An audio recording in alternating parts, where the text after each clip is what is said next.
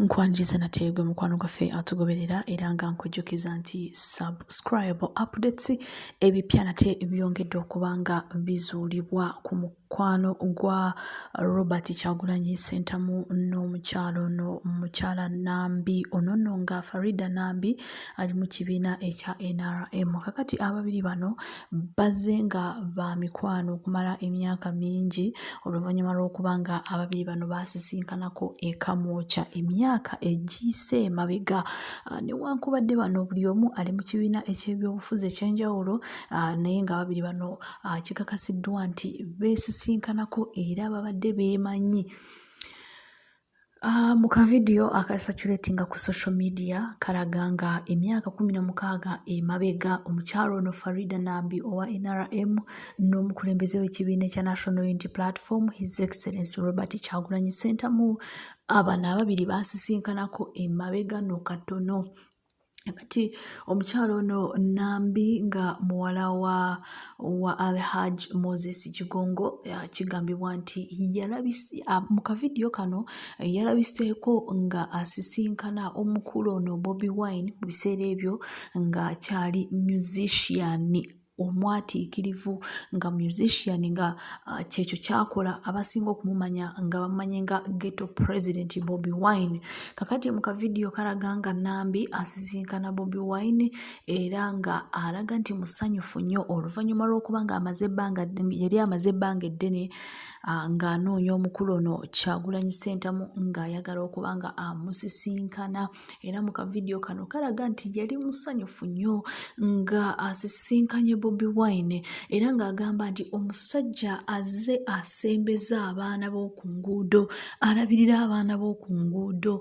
Yali ayagala omusisinkana wabula mu myaka egyo emabega yasanyuka nnyo ng'asisinkanye omukulu Robert Kyagulanyi Ssentamu. Mu mwaka gw'e2026 omukyalo ono Nambi agamba nti yagenda e Kamwokya ng'anoonya omusajja oyo agenda maaso n'okuba nga asembeza abaana b'oku street abawa emmere kwegamba nga abafaako. Era omukyalo ono Nambi we yawulira erinnya Bobi Wine era n'agamba nti nandyagadde okuba nga nzuula omusajja ono ne musisinkana. Bw'atyo omukyala Nambi ono yagenda maaso n'okuba nga ate asisinkana Bobi Wine era yamuhostinga ku show ng'amuwaana ng'amusiima okuba n'omutima omulungi omutima ogw'okuzza eri abantu okuwa ku bantu ebintu ebyetaagisa ebintu ebya bulijjo.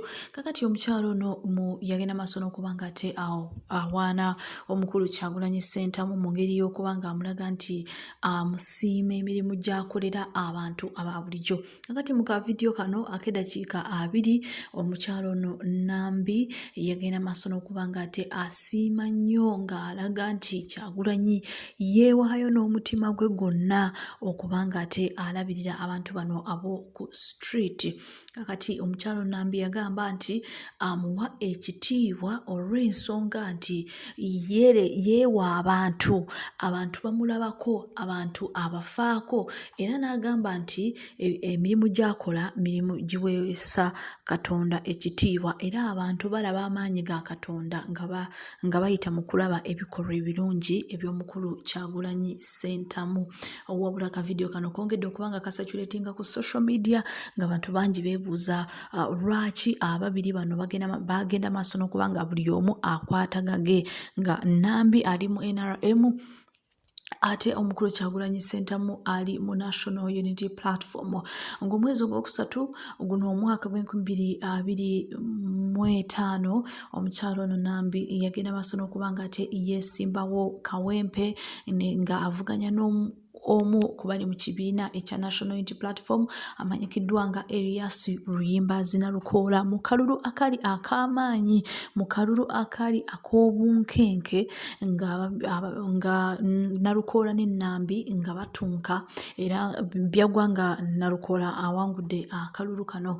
Kakati ku lunaku olwokuna omukyalo ono Nambi Farida nate yazzeemu okuba nga awangula akalulu e Kawempe era wetwogerera ajja kuba nga akiikirira mu 2026 ajja kuba nga ate akiikirira ekibiina ekya National Resistance Movement mu kalulu akabona, era ono yajja okuba nga ate akwatira ekibiina kino bendera ng'omubaka okuva e Kawempe. Stay tuned and don't forget to subscribe.